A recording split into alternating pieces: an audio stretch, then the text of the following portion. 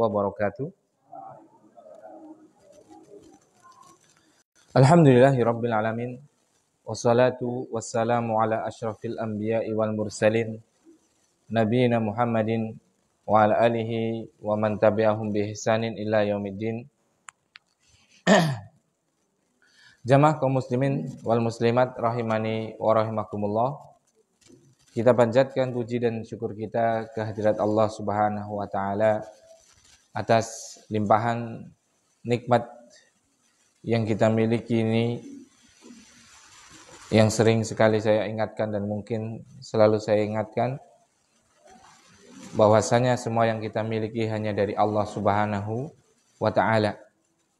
Maka hanya dengan mengingat itulah kita akan menjadi tawadhu, rendah hati tatkala kita dilimpahkan oleh Allah Subhanahu wa taala nikmat, dan kita akan menjadi sabar tatkala kita sedang diuji dengan kurangnya nikmat, walaupun sebenarnya nikmat kita itu enggak kurang seperti itu, sangat banyak seperti itu. Cuma kayak gini misalnya, contohnya kayak gini.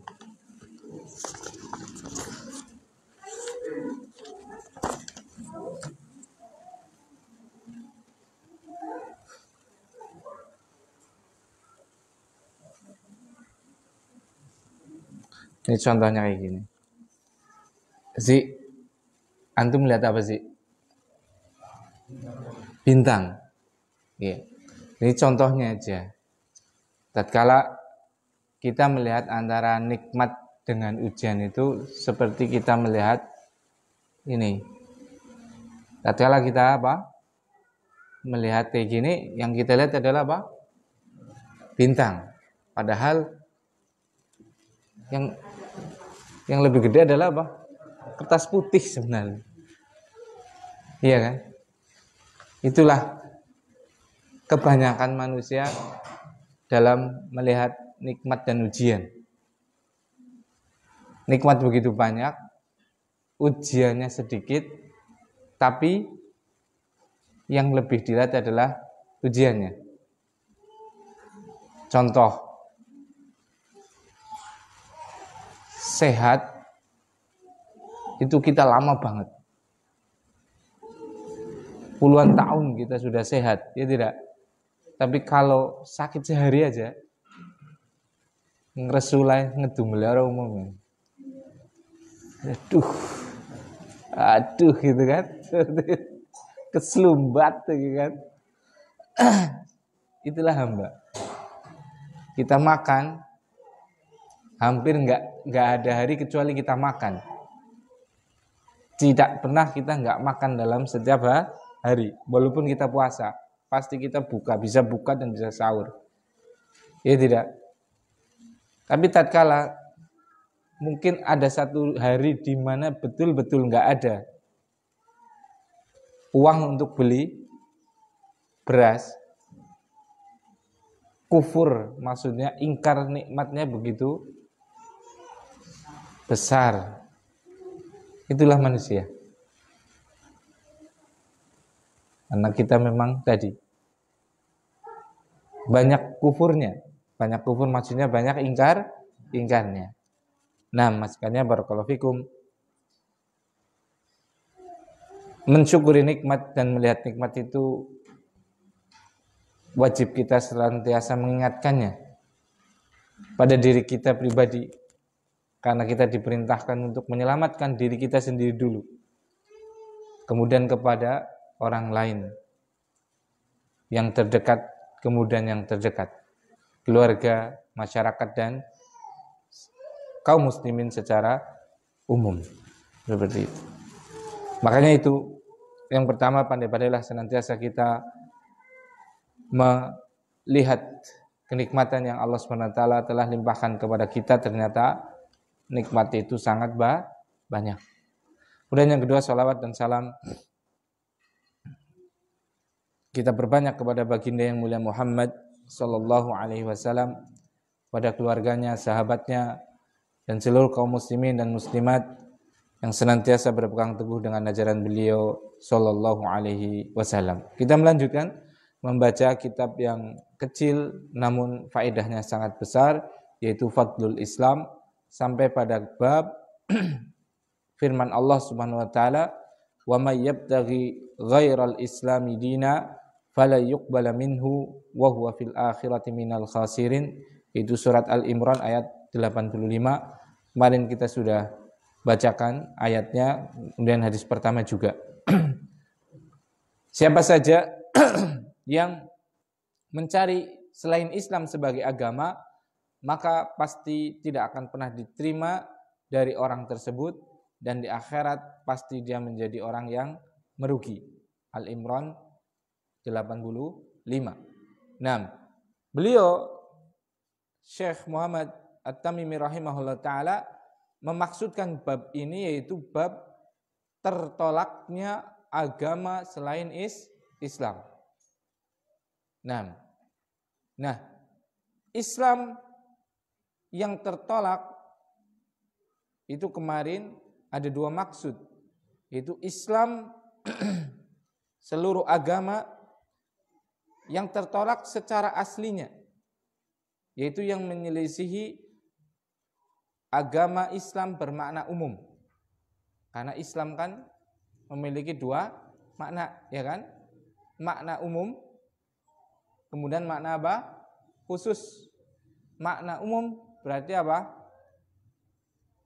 Agama seluruh para nabi dan rasul, yaitu dengan mengesahkan Allah Subhanahu wa taala dalam peribadatan, tidak menyekutukannya dengan sesuatu pun, yaitu tunduk kepada Allah Subhanahu wa taala dengan mentauhidkannya dan dengan mentaatinya, dan dengan berlepas diri dari kesyirikan dan orang-orang yang melakukan kesyirikan. Maka seluruh agama para rasul adalah Islam dalam konteks umum. Nah, yang tertolak di sini maksudnya adalah yang menyelisih asal Islam, yaitu Islam secara umum, berarti agama yang tidak menyembah Allah, seperti Buddha, seperti Hindu, seperti Kejawen, seperti misalnya Shinto, Konghucu, dan yang lainnya. Seperti itu. Itu adalah agama-agama yang menyelisih agama para nabi, seluruh nabi, menyelisih seluruh agama para nabi. Kemudian yang kedua, agama Islam bermakna apa?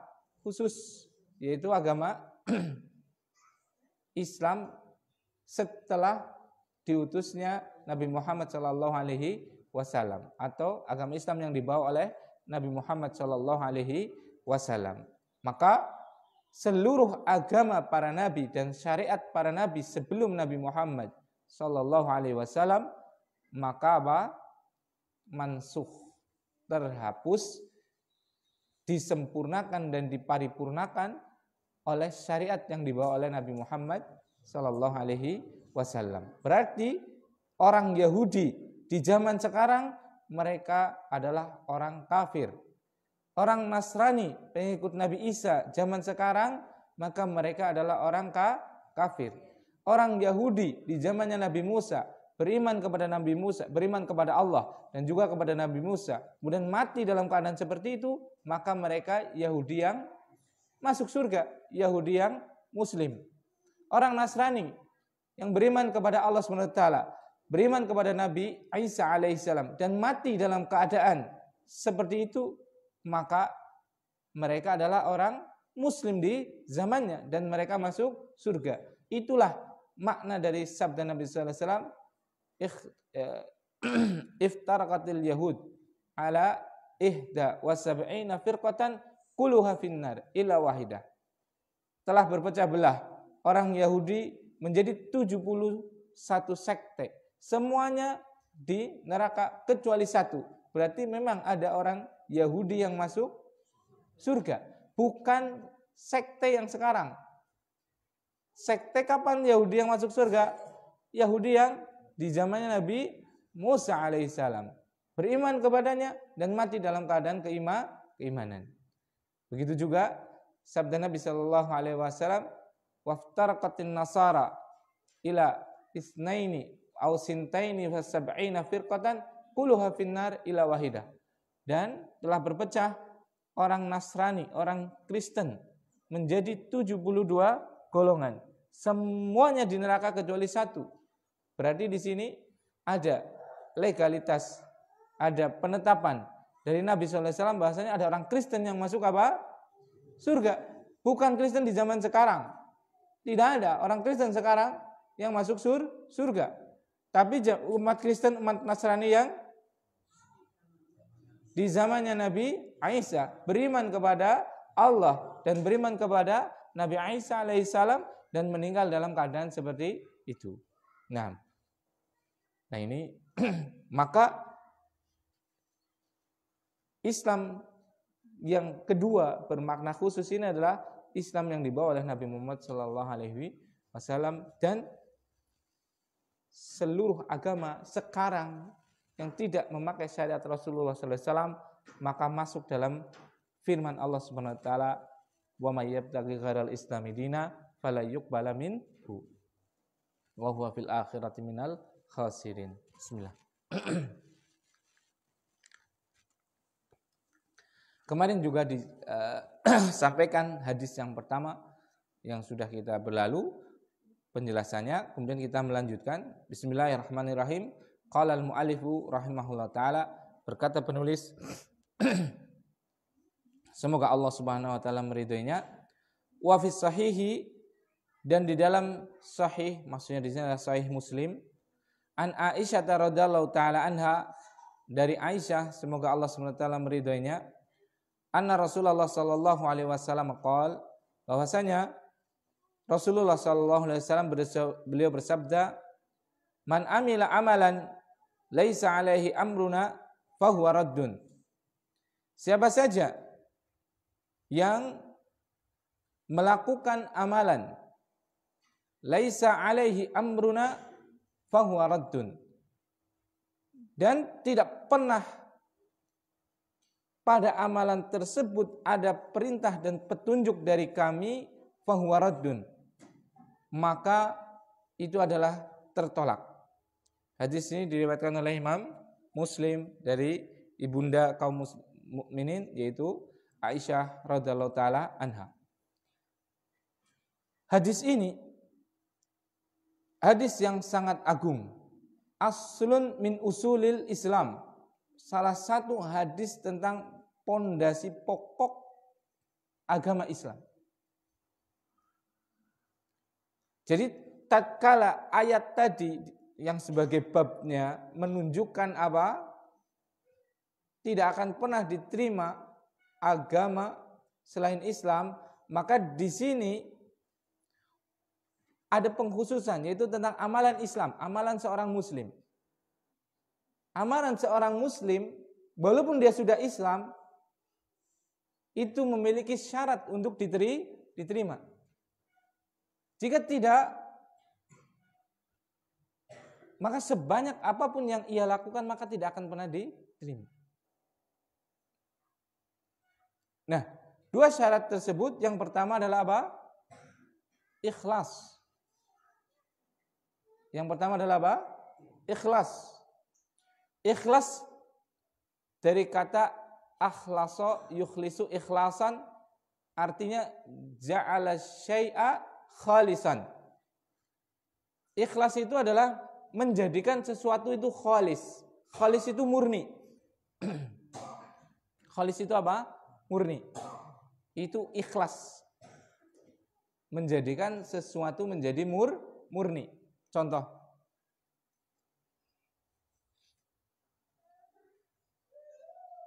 Sungai di Jakarta namanya sungai apa? Ciliwung misalnya ya. Misalnya sungai Ciliwung. Itu bisa dimurnikan untuk dijadikan air PDAM. Mungkin, saya bukan orang Jakarta ya, bisa jadi itu kan. Karena susah nyarinya di mana itu kan. Padahal sungai Ciliwung antum tahu kan, berbagai macam apa? Limbah, mas kumambang dan yang lainnya. Kok nggak ada yang ketawa? Belum dong ya. Masku mambang. Apa? Masku yang kemambang. Baru dong. Apa? Kotoran. Mas kita yang kemambang itu kan. Mungkin ada masku mambang dan yang lainnya kan. Urin dan yang lainnya. Itu kan tercampur, heterogen, ya tidak? Itu bisa diproses purifikasi sehingga apa? Zat-zat tadi terpisahkan, tinggal apa? Tinggal air saja, yaitu H2O. Itu mau enggak?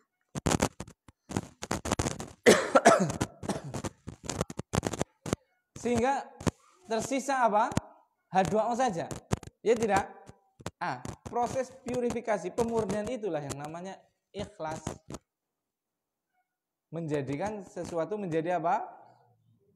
Murni lagi.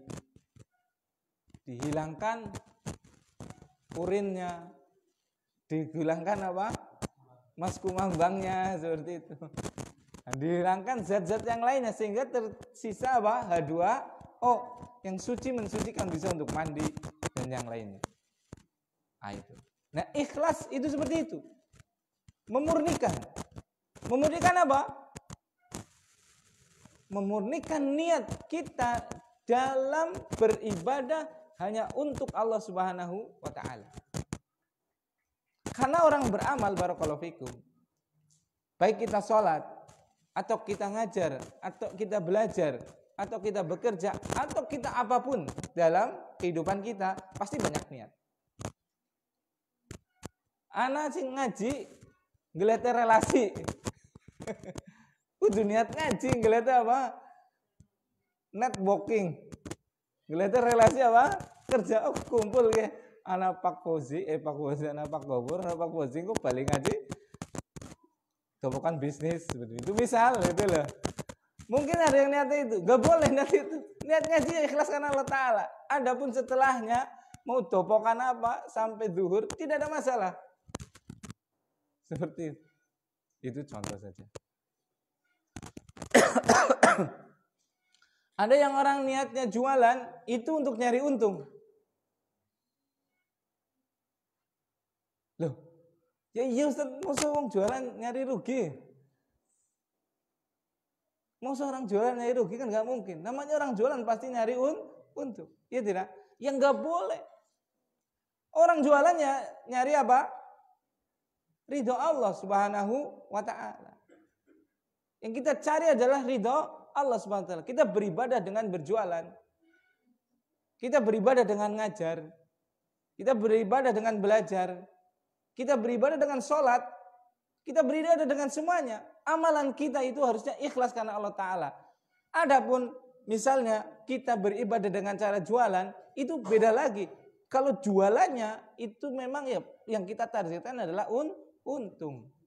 Tapi yang saya cari adalah ridho Allah Subhanahu wa taala. Cuma dengan cara apa? Dengan cara jualan yang saya harap, dengan cara jualan yang menguntungkan. Sehingga apa? Tatkala ditakdirkan dia beruntung, karena itu bukan tujuannya dia. Dia tetap bahagia dan memuji Allah Subhanahu wa taala. Alhamdulillah ya Allah. Semoga amalan saya ikhlas, udah dapat untung lagi. Dan seandainya kalau ditakdirkan lagi nggak untung, nggak rugi, balik modal aja, dia tetap akan memuji Allah. Alhamdulillah ya Allah, nggak sampai rugi. Bahkan seandainya dia ditakdirkan rugi, dia bisa tetap memuji Allah. Alhamdulillah ya Allah. Walaupun rugi masih segini, tapi saya yakin dapat pahala di sisimu. Kalau seandainya bangkrut, sampai bangkrut ini tutup, alhamdulillah ya Allah, mungkin saya usahanya di bidang lain. Di bidang lain belum ketemu juga. Alhamdulillah ya Allah, mungkinlah gitu. Didadik nawang ahli surga. Karena apa? Rasulullah SAW itu pernah mi'raj, diangkat ke Sidratul Muntaha. Kemudian dilihatkan apa? Penduduk surga dan penduduk neraka. Salah satu kebanyakan penduduk surga itu apa? Minal fuqara wal masakin. Orang-orang fakir dan orang miskin. Nah, dia tetap seperti itu, subhanallah. Bangkrut saja dia masih bisa apa? Bersyukur. Dia masih bisa berprasangka baik kepada Allah Subhanahu wa taala. Kenapa? Karena memang bukan tujuan dia dalam apa? Berniaga tadi adalah duniawi, bukan. Dia betul niatkan untuk ibadah kepada Allah Subhanahu wa taala. Kalau niatnya karena Allah, insya Allah nggak bakal rugi sih. Karena apa? Dia pasti akan berjualan dengan jujur. Dia pasti akan berjualan dengan baik. Dia pasti coba kalau udah jujur, baik, amanah, on time dan yang lainnya. Kira-kira orang itu senang tidak bermuamalah dengan orang seperti ini? Gak pernah ditipu sama orang ini. Kira-kira senang atau tidak? Senang. Pengennya ihsan, pengennya berbuat lebih baik. Ana wong tuku, tak imbu ya. Tuku 50.000, ki ana sabun colek ya. Coba, karena dia niatnya untuk apa? Beribadah, udah dapat untung sedikit, alhamdulillah, tak memberikan orang lah, biar orangnya tambah senang. Dia niatnya bukan untuk cari pelanggan, bukan. Niatnya idkhalus surur, memasukkan kegembiraan kepada kaum muslimin. Orang senang gak kira-kira kayak gitu? Senang. Kalau betul-betul niatnya ibadah, gak ada yang dirugikan, ikhwan. Gak pernah kita rugi, dunia akhirat gak pernah rugi. Tapi kalau niatnya itu bukan karena ibadah kepada Allah, pasti ujung-ujungnya adalah kerugian. Itu pasti. Kalau seandainya, misalnya tadi kita berniaga, gitu ya, kita diberi keuntungan melimpah, maka kita menjadi sombong. Kalau apa? Tidak ikhlas. Karena kita punya. Orang yang berpotensi untuk sombong adalah orang yang punya, ya tidak? Tatkala dia punya harta, punya kedudukan dan yang lainnya, potensi untuk sombongnya ada dan mulai tumbuh. Iya tidak? Tatkala dia rugi niaganya, perniagaannya, jualannya, ngresulah. Kabeh disalahna. Bapane disalahna, bojone disalahna, biyunge disalahna, batir-batir disalahna. Ustadz sing ora melu apa-apa bisa salahna. Gara-gara ustadz sih lah ngaji bae. Subhanallah. Semua salah. Bahkan naudzubillah banyak yang sampai mencerca Tuhan. Mengatakan Allah tidak adil kepada saya. Naudzubillah. Bahkan lebih parah lagi sampai ada yang menjual akidahnya, menjual agamanya. Karena apa? Tujuannya adalah apa? Dunia dalam apa? Semua langkah hidupnya. Ya sudah kalau seperti itu. Hamba dunia betul. Saya sering datang orang ke rumah. Minta, Ustaz, caranya dagang kon laris iki kepriwe yo? Seperti itu. Caranya kon rezekine lancar sih kepriwe ya? Subhanallah. Ya saya nggak menyalahkan. Karena apa? Itulah baru pemahaman mereka seperti itu. Belum paham hakikat keberadaan kita di dunia gitu. Jadi seandainya dia melakukan sholat pun, misalnya sholat tahajud atau sholat duha, maka kenapa melakukannya? Karena emeng-emengnya itu tadi dimudahkan rizki gitu loh. Sehingga minta kepada kita apa? Ramalan-ramalan, amalan-amalan yang untuk memperlancar duniawinya. Masya Allah, kok bisa itu loh? Kita hidup untuk dunia itu loh. Hidup untuk dunia, iya kawan, kaum muslimin barakallahu fik. Kita hidup bukan untuk di dunia, kita hidup itu untuk keabadian di akhirat kelak. Kita hidup itu untuk apa? Keabadian di akhirat kelak. Kalau kita hidup untuk dunia ini, siapa yang menjamin? Pertama, kita mendapatkannya. Yang kedua, siapa yang menjamin kita bisa menikmatinya? Ketiga, siapa yang menjamin seberapa lama kita di dunia? Ya tidak. Emang ada yang punya jaminan hidupnya sampai umur 60 tahun? Tidak ada. Jangankan 60 tahun, yang jamin jam 10 nanti kita masih hidup aja nggak ada yang berani menjamin dirinya masih hidup sampai jam 10 nanti kok. Jangan nunggu 60 tahun. Jangan 80 tahun. Siapa dari kita yang berani menjamin masih bisa hidup sampai jam 10 nanti? Nggak ada. Kok bisa-bisanya? Kita sampai menukar ibadah kita untuk apa? Kehidupan yang sampai jam 10 nanti tidak bisa kita jamin. Apalagi naudzubillah. Sampai keluar dari agama, naudzubillah. Untuk mendapatkan dunia yang sampai jam 10 nanti saja kita tidak punya jaminan untuk masih ada. Itu hilang akal sudah. Makanya Allah mensifati orang-orang kafir itu mereka itu seperti binatang ternak bal adol, bahkan lebih sesat daripada binatang ternak. Seperti itu. Nah itu. Jadi amalan kita kalau kepengen diterima di sisi Allah Subhanahu wa taala, ibadah kita itu yang pertama harus apa? Ikhlas. Memurnikan. Memurnikan apa? Apa saja yang kita lakukan ini apa? Untuk Allah Subhanahu wa taala semata. Memurnikan betul-betul. Kita berucap itu karena apa? Karena Allah atau bukan? Kalau iya ucapkan, kalau enggak tahan. Kita menulis status itu karena Allah atau bukan? Kalau iya lanjutkan, kalau enggak tahan dulu. Perbaiki niat. Kita bertindak, semuanya. Coba tanya dulu. Ini tuh, Masya Allah, ini tuh setipis ari ya ikhwan. Memperbaiki niat itu hampir gak ada batas. Tidak perlu kita mengoreksi niat orang lain. Tidak perlu. Bahkan kita yang harus kita betul-betul koreksi adalah niat kita. Itu batasnya itu hampir gak berbatas itu. Tipis sekali itu. Gak ada yang tahu kecuali dirinya dengan Allah SWT. Bahkan bisa jadi dirinya pun tertipu oleh hawa nafsunya kok. Bisa jadi loh. Hatinya mengatakan ikhlas tapi ditelusuri dalam banget, ternyata tidak.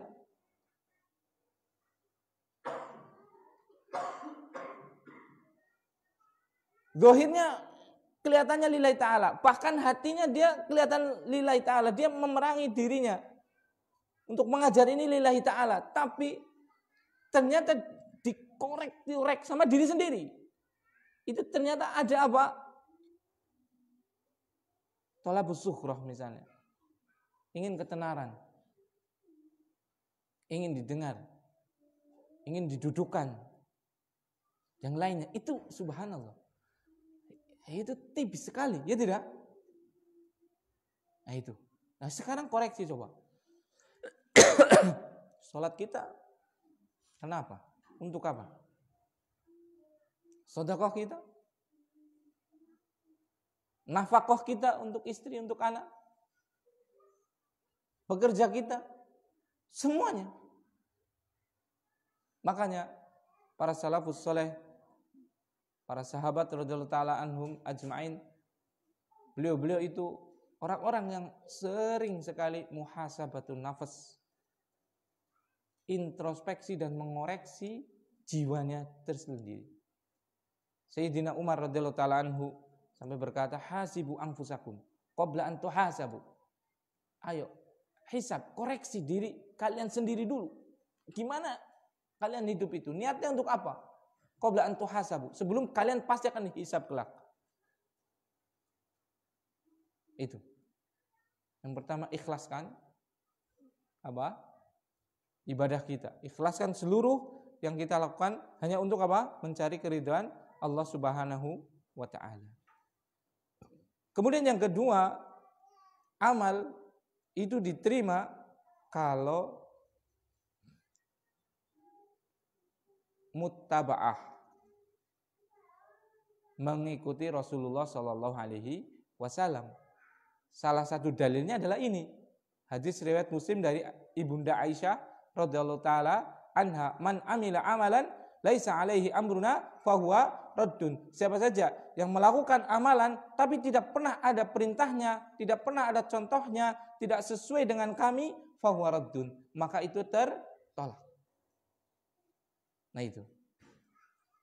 Seikhlas apapun niat kita, kalau tidak sesuai dengan syariat Rasulullah SAW, pasti tertolak. Contoh. Ini contoh yang paling jelas dulu. Abu Husain, baksone sepira? 10.000. Nah, tak bayar 10.000. Saya beli 10.000. Maka jual belinya sah. Karena jual beli ini sesuai dengan jual beli Rasulullah Shallallahu Alaihi Wasallam. Walaupun zaman dulu nggak ada bakso ya.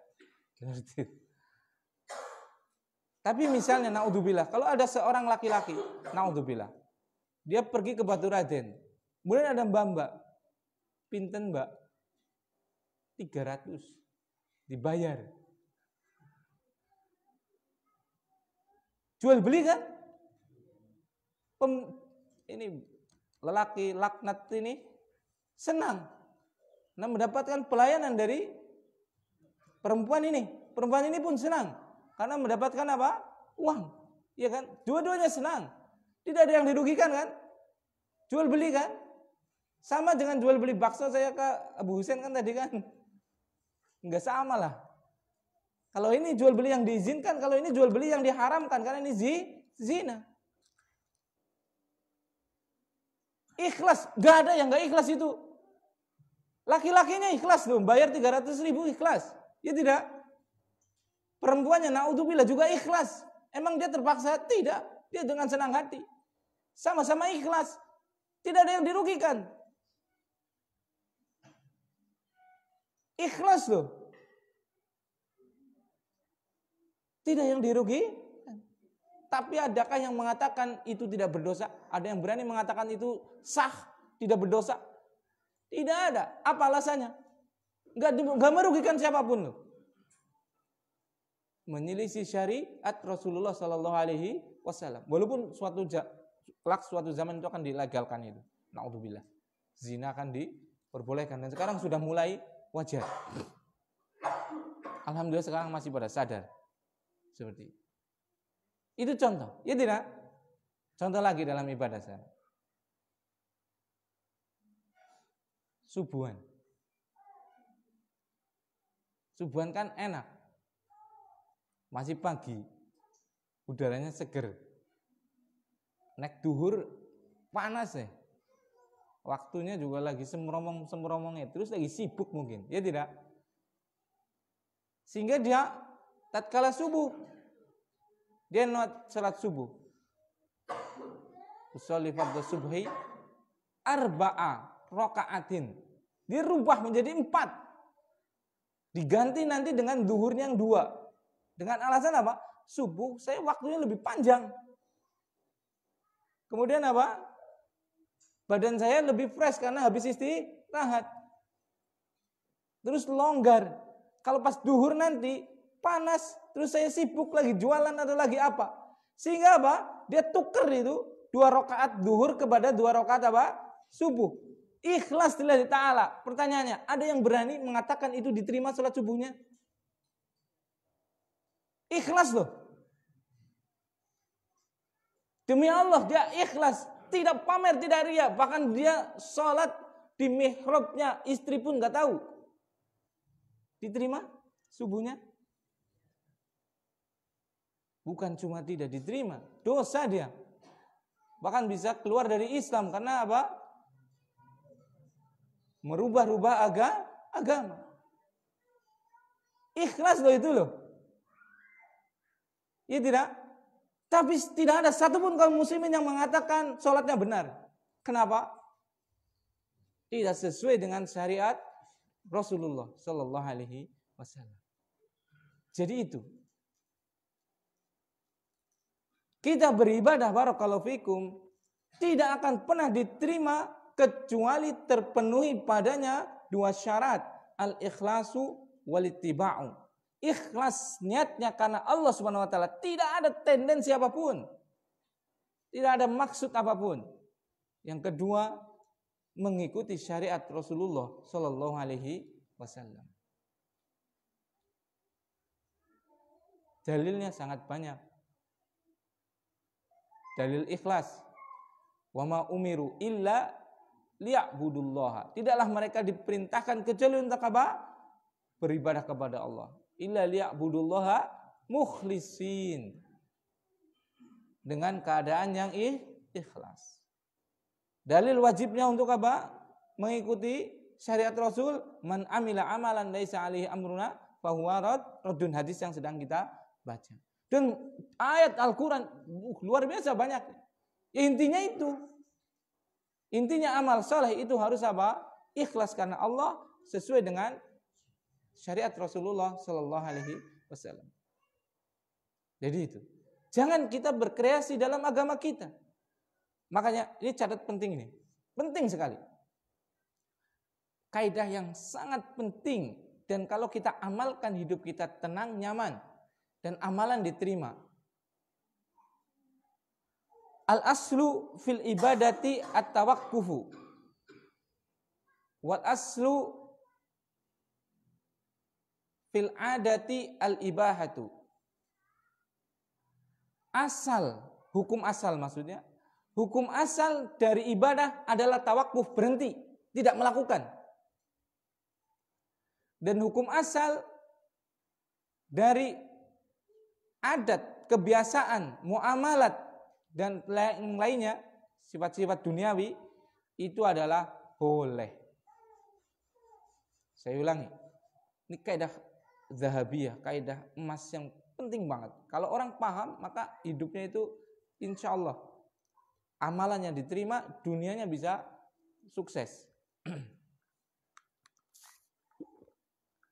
Hukum asal dari ibadah adalah kita diam tidak beribadah sampai ada dalil. Sampai ada apa?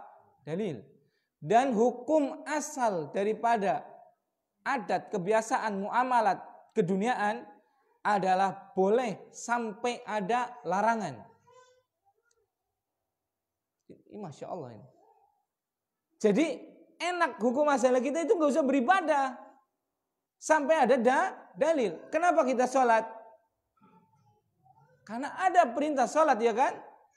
Wa aqimus sholata wa atuz zakata warka'u marrakiin, ya kan? Tunaikan sholat, bayar zakat, ruku dengan orang-orang yang ruku, ya tidak? Kenapa kita haji? Walillahi 'alan nasi hijjul baiti. Hanya kepada Allah diwajibkan haji kepada manusia, ya kan? Kenapa sedekah?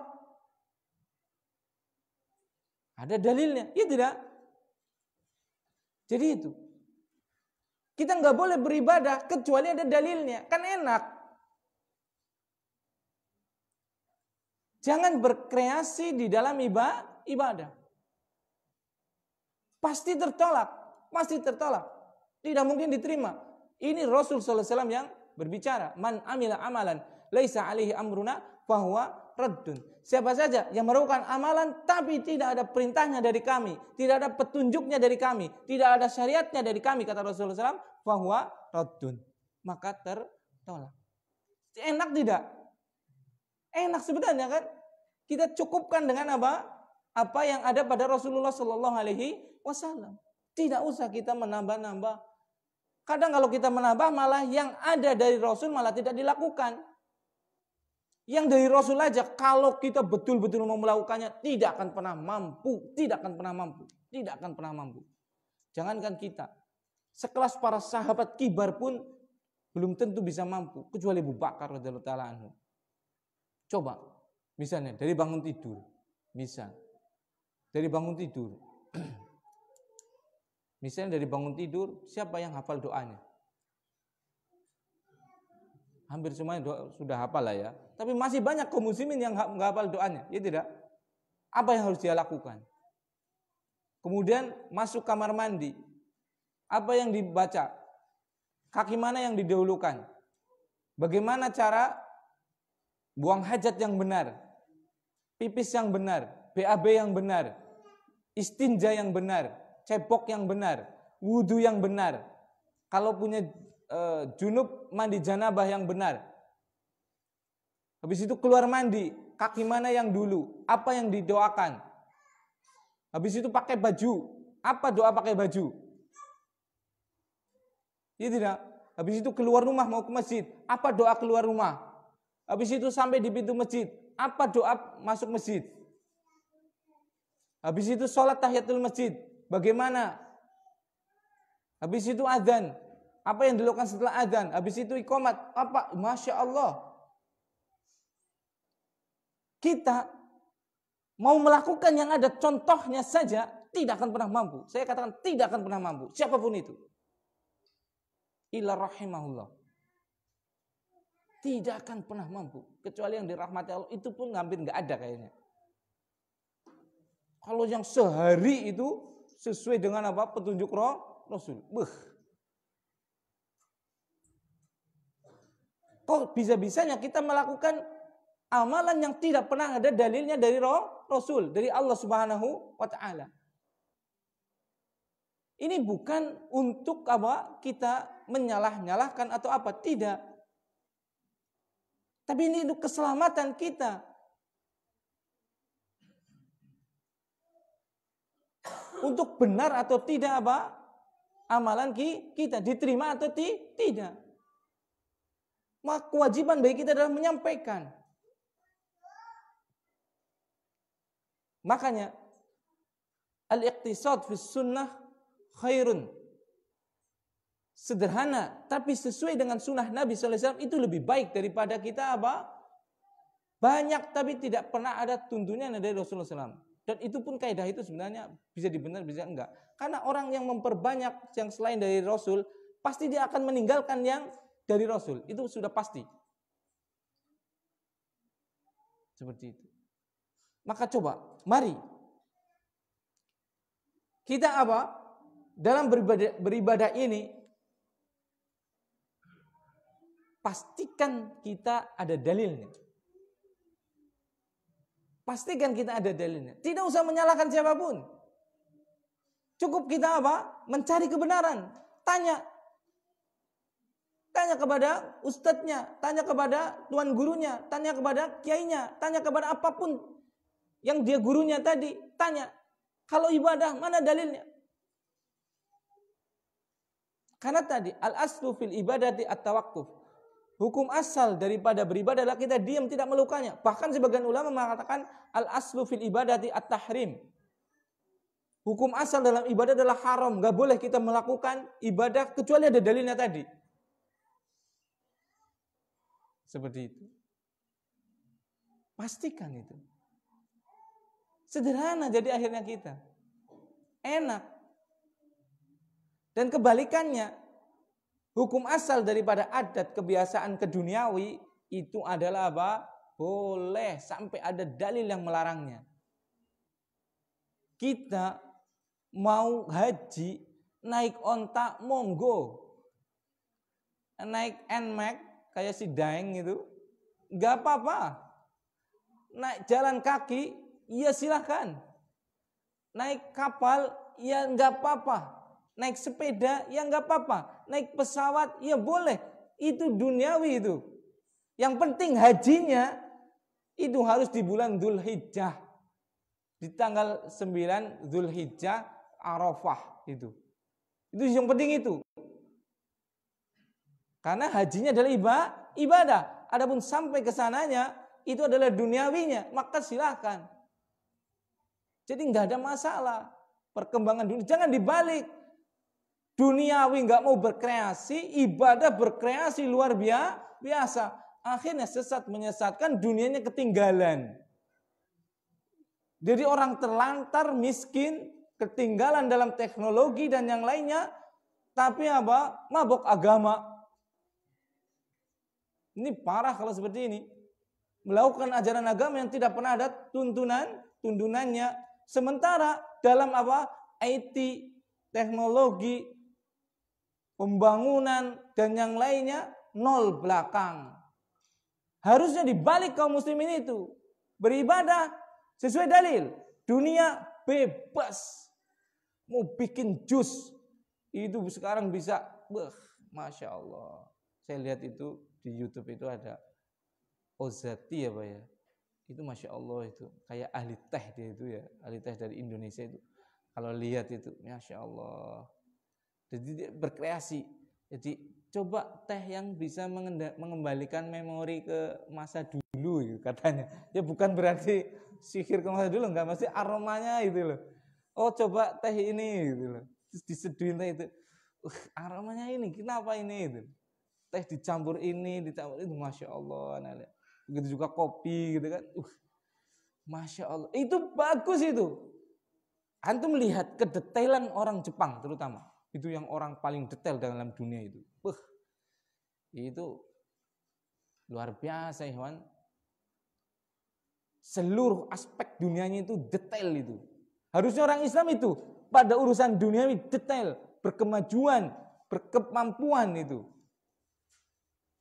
Tapi yang berkemajuan, yang detail, yang itu malah dikuasai orang kafir. Orang Jepang itu ada yang namanya ikan fugu, bukan fufu fafa ya, ikan fugu. Ikan fugu itu apa? Ikan yang bisa gede itu loh. Itu kan beracun. Ikan buntal. Itu kan ikan beracun itu. Belendung itu ya. Itu di Jepang itu sampai ada lisensi. Seorang chef yang bisa apa? Boleh masak ikan itu. Dia bisa mengetahui mana yang beracun, mana yang enggak. Itu racunnya parah, itu bahaya sekali itu kalau sampai dimakan. Tapi karena saking pinternya, saking detailnya dengan dunia, ikan itu bisa dinikmati. Dan menjadi apa? Nilai yang luar biasa. Dia cukup mungkin jualan itu ke 3 orang sudah bisa hidup 1 bulan mungkin. Antum lihat itu kan, ini contoh aja masih yang makanan lah. Antum kalau orang ke Jepang, itu paling dia punya outlet itu 2x3 atau 3x4. Itu jam tertutup. Nanti dibuka tertentu untuk orang tertentu, jumlah tertentu sudah. Setelah situ nggak ada, dia buka lagi. Orang kalau mau makan situ, dari sini itu antri. Mungkin bisa sampai bulanan, mungkin bisa tahunan kalau pengen makan sama chef itu. Subhanallah. Harusnya kayak gitu kan? Orang Islam punya masakan tertentu yang sangat otentik, jual sehari 1 kali, sudah yang 29 hari adalah untuk ibadah. Sekarang ikhwan, kaum muslimin, karena tadi salah paham dengan agama, dikreasikan dalam agama, sampai yang gak ada tuntunannya itu diada-adakan, tapi dunianya pada malas, akhirnya kerja itu nggak bisa libur. Libur kerja nggak bisa makan ya. Gaji UMR cuma 2.100.000 sehari 70.000 kok. Kebutuhan 80.000. Libur sekali itu sudah minus 80.000. Kalau nggak minus ya puasa lah. Orang kafir buka 1 kali toko itu bisa untuk 1 bulan. Lah itu antum lihat itu kan, makanan bisa 3 juta loh. Ya tidak, 3 juta kan uang bulanan kita. Ya tidak. 3 juta itu uang bulanan kita, itu sudah ibu-ibunya senang banget itu kalau dikasih 3 juta. Enggak Ustaz, saya 3 juta buat 3 bulan kok. Kalau 3 juta saya udah senang banget Ustaz. Itu karena ini kita itu salah dalam apa? Memahami agama Islam. Itu kaidah yang penting sekali itu. Al-aslu fil ibadati litawakkuf. Hukum asal daripada ibadah adalah kita berhenti, jangan melakukan sampai ada dalilnya. Bahkan sebagian ulama mengatakan asal ibadah adalah haram. Kita tidak boleh melakukannya sampai ada dalil. Kenapa kita sholat tadi? Karena ada apa? Dalilnya, iya kan? Kenapa kita zakat? Ada dalilnya. Kenapa kita haji? Ada dalilnya. Kenapa hajinya di Ka'bah bukan di Palestina? Sama-sama bumi suci, tapi tetap di Ka'bah. Ya karena dalilnya di Ka'bah. Nanti kalau dibiarkan, ada yang haji di Tarim, ada yang haji di Baitul Maqdis, bahkan bisa jadi ada yang haji di Borobudur, naudzubillah. Iya kan?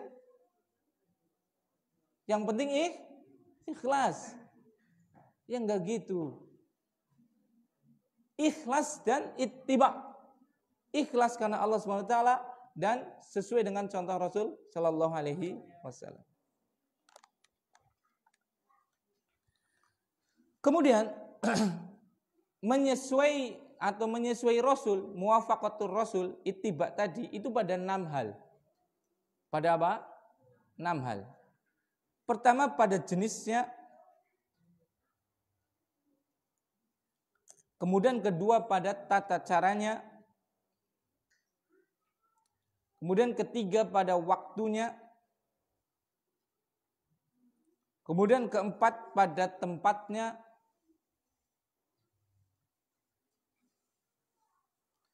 kemudian kelima pada ukuran atau kadarnya, kemudian yang keenam pada sebabnya. Saya ulangi. Mencontoh syariat Rasul, menyesuai syariat Rasul itu pada 6 hal. Yang pertama pada jenisnya. Misal, fasholli li rabbika wanhar. Maka salatlah untuk Tuhanmu dan wanhar, dan menyembelihlah. Itu perintah untuk apa? Kurban, ya kan? Kurban itu jenis yang ditentukan oleh Allah Subhanahu wa taala itu adalah bahimatul an'am, adalah hewan ternak yaitu kambing atau domba, onta, kemudian sapi. Maka kalaupun kita saya mau ikhlas dan saya akan yang paling spesial dari yang saya punya, maka dia apa? Menyembelih harimau. Misalnya, harimau mahalnya orang umum kan? Miliaran itu loh. Ya tidak? Itu cuma raja-raja Qatar yang punya itu kan? Ternaknya harimau, singa itu kan? Maka tatkala orang-orang aji barang ternak kambing, domba, top-topnya sapi, dia datang ke tanah lapang dengan membawa apa? Harimau seperti itu. Diterima? Tidak akan diterima karena tidak sesuai jenisnya. Yang diperintahkan untuk kurban adalah apa? Bahimatul an'am, hewan ternak. Seperti itu. Walaupun ikhlas, walaupun nilainya lebih tinggi. Yang kedua adalah tata caranya. Yang kedua apa? Tata caranya. Itu harus sama. Jadi urutannya harus sesuai. Tata cara untuk melakukan ibadah harus sesuai dengan tata cara Rasul. Wudu itu dari cuci tangan, berkumur-kumur, masukkan air ke hidung sampai mencuci kaki. Jangan dibolak-balik. Mosok kaki kan paling kotor, harusnya di awal dulu ya. Harusnya kaki dulu. Pertama dia paling kotor, ya kan? Kedua dia paling bawah. Kan enak, jadi nggak usah kan dari bawah ke atas itu kan. Ya Rasul Shallallahu Alaihi Wasallam sudah memberikan tata cara wudu itu dari apa? Mengusap, mencuci telapak tangan, ya ikuti. Walaupun menurut kita itu lebih baik, jangan pernah kita merasa lebih baik dari Rasulullah Shallallahu Alaihi Wasallam. Itu ibadah, hak paten Rasulullah SAW hanya yang boleh mengajarkan kepada umatnya. Jangan kita berkreasi. Itu yang kedua. Harus sesuai dalam apa? Tata caranya. Yang ketiga adalah sesuai dengan apa? Waktunya. Seperti itu. Waktunya harus sesuai. Jadi walaupun lagi semangat untuk sholat, ini baru 9:30. Jangan kita sholat zuhur. Atau kebalikannya, yang penting ikhlas lah. Saya bangun jam 7:30, habis itu sholat subuh 7:30. Ya nggak seperti itu. Ibadah itu harus menyesuai Rasulullah Sallallahu Alaihi Wasallam. Salah satunya dalam apa? Waktunya. Itu. Kemudian yang keempat adalah tempatnya. Misalnya haji. Haji itu harus di Ka'bah, Baitullah, di Mekah, di Arafah, di Mina. Maka jangan kita mengada-adakan, wah ini kalau kita ke sini ibadah kita sama dengan haji ke Ka'bah, naudzubillah. Apalagi itu untuk apa? Bisnis kita. Kalau kita ke ziarah ke Tarim sama dengan haji ke Ka'bah. Jangankan ke Tarim atau ke tempat lain, ke Baitul Maqdis saja, ke Yerusalem, ke Palestina saja, tidak ada itu namanya syariat haji ke sana. Jangankan ke Baitul Maqdis, ke masjidnya Rasul sallallahu alaihi wasallam, Masjid Nabawi, enggak ada yang namanya haji di Masjid Nabawi, enggak ada. Padahal itu adalah masjid termulia setelah Baitullah, iya kan? Enggak ada itu namanya umroh ke Masjid Nabawi, enggak ada. Umroh itu ke Baitullah. Adapun ziarah berkunjung ke Masjid Nabi dan ke makam Rasulullah sallallahu alaihi wasallam. Nah itu. Jadi tempat itu harus sesuai. Iktikaf contohnya. Iktikaf itu di masjid. Bukan iktikaf di pasar atau iktikaf di toko seperti itu. Nah, kemudian yang kelima adalah al-qadru, sesuai dengan qadarnya. Qadarnya itu ukurannya, kadarnya. Seperti itu. Takarannya seperti itu. Seperti tadi, ya sholat subuh itu 2 rakaat. Walaupun sesemangat apapun ya, kita harus tetap 2 rakaat. Seperti itu. Jangan ditambahin. Seperti itu. Nah, kemudian yang keenam adalah sesuai dengan sebabnya. Misal, kalau kita masuk ke masjid, itu menjadi sebab untuk kita melakukan sholat tahiyatul masjid. Maka mentang-mentang kita semangat sekali masuk ke rumah, jadi ada apa? Sholat tahiyatul bait. Loh, antum ngapain sholat apa itu? Tahiyatul bait. Untuk apa? Menghormati rumah seperti itu. Ya Allah. Ya semangat boleh, tapi tetap semangat kita dalam beribadah harus apa? Disesuaikan dengan apa? Perintah dan petunjuk Rasul sallallahu alaihi wasallam. Lu kan kalau masuk ke masjid, kita apa? Disunahkan untuk apa? Tahiyatul masjid. Berarti kalau ke rumah ya tahiyatul bait. Sekalian aja tahiyatul mirhat. Masuk ke kamar mandi, ke WC, sholat tahiyatul mirhat. Berani tidak? Ya nggak berani itu. Maksudnya apa? Ya cukupkan apa yang telah Rasulullah SAW jadikan sebagai sebab. Jangan kita apa? Mengada-adakan yang lain. Coba sholat tahiyat di kandang sapi coba. Berani enggak? Ah, seperti itu misalnya. Jadi itu. Ibadah memiliki 2 syarat. Yang pertama adalah apa? Ikhlas kepada Allah SWT semata.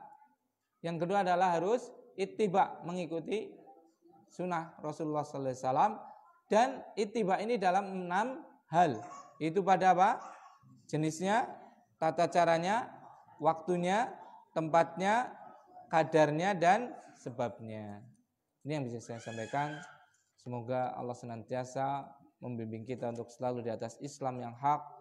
Kemudian Allah selalu membimbing kita untuk amalan kita itu diterima. Dan syaratnya tadi harus ikhlas karena Allah SWT semata. Dan harus mengikuti petunjuk Rasulullah Sallallahu Alaihi Wasallam. Mohon maaf kalau ada tutur kata yang kurang berkenan. Semoga menjadikan kita lebih baik dalam hidup dunia dan akhirat. Dan semakin kita berpegang dengan syariat Islam yang mulia ini. Subhanakallahumma bihamdika asyhadu alla ilaha illa anta astaghfiruka wa atubu ilaik. Assalamualaikum warahmatullahi wabarakatuh.